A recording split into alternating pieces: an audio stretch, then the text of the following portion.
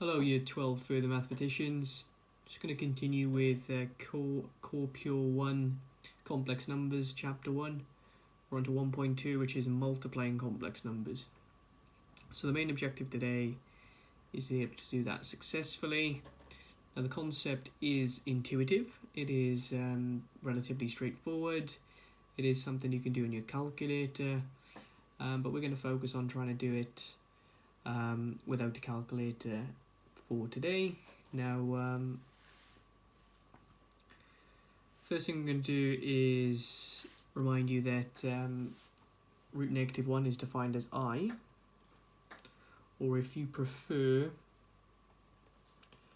I squared is equal to negative 1. Both of those statements are equivalent to each other. And that's going to be useful in our first example, which is express the following in the form a plus bi, where a and b are real numbers. So we've got double brackets effectively, and we treat this like double brackets, the same maths when expanding brackets and then collecting like terms. So I would do 2 times 4, 2 times 5i, then 3i times 4, and 3i times 5i, which would be 15i squared. Now the answer is only going to be in terms of a real part and an imaginary part, and in no way should there be an I squared, because I squared is a number which you can write down. I squared is equal to negative 1. So this is equivalent to 10i plus 12i can be collected to 22i, and 15i squared is actually equivalent to 15 times minus 1, which is minus 15. And the shortest way to write that is negative 13 plus 22i. And that would be your final answer for part A. Part B, square in a bracket. Now, if I raise this power beyond 2, then I would have to use binomial expansion from single maths. But as this is just to the power of 2, I can just use normal bracket expansion. Just in case you ever forget the shortcut, you can always write it as 2 separate brackets, but you would get 49, you would get 2 lots of negative 28i, and you would get, in this case, 16i squared, which is equivalent to 49 subtract 56i subtract 16, because I squared can be replaced with negative 1. And the shortest way to write that is 33 subtract 56i. So in other words, multiplying complex numbers can be treated like multiplying any algebra, treating the I as just an algebraic constant, but remembering that I squared is equal to negative 1. Now, the next example focuses on I to different powers. So, I cubed, the shortest way to write that is, well, the workings would be it's equivalent to y squared times I. I know the value of I squared. It can be replaced with a negative 1, so that's actually equivalent to negative I. So I to a power can always be simplified significantly. Now 2i to the power of 5 would still follow the laws of indices, which would be 2 to the 5 I to the 5, which is 32 I to the 5.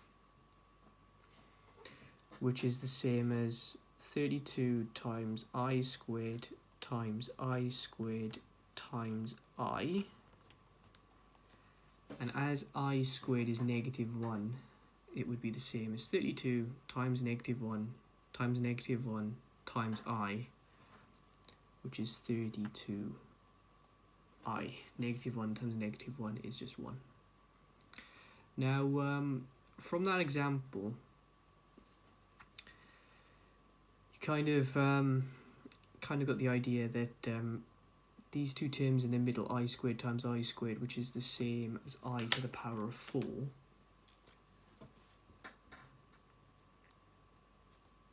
that's actually equal to +1.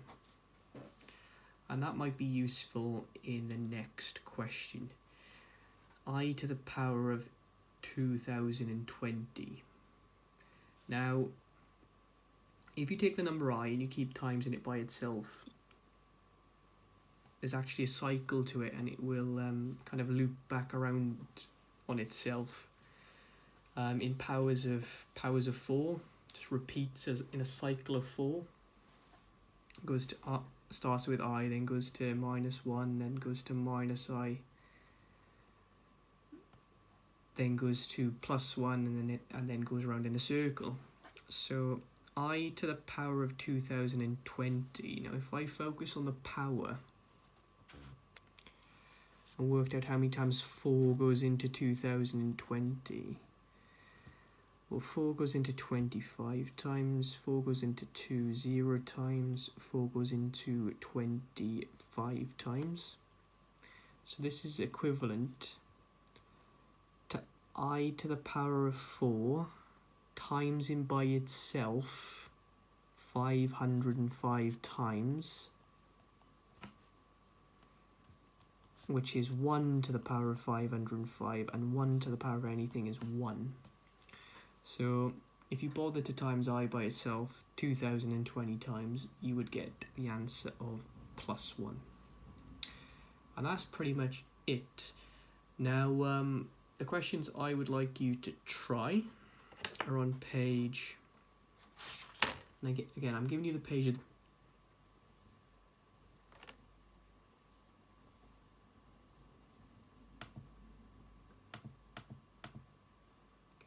the PDF, which page 10 on the PDF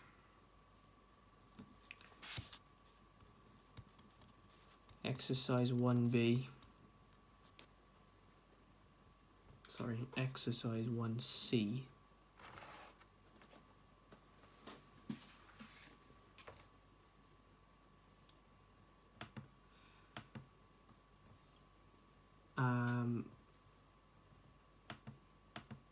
Actually, it's page 12. And I'd like you to try the following. So if you do question 2,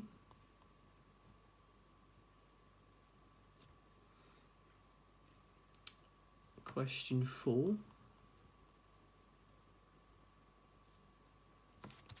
question 6, probably would have been shorter to write evens, but question 6, and question 8. Yeah, just do the evens effectively, and that'll be it.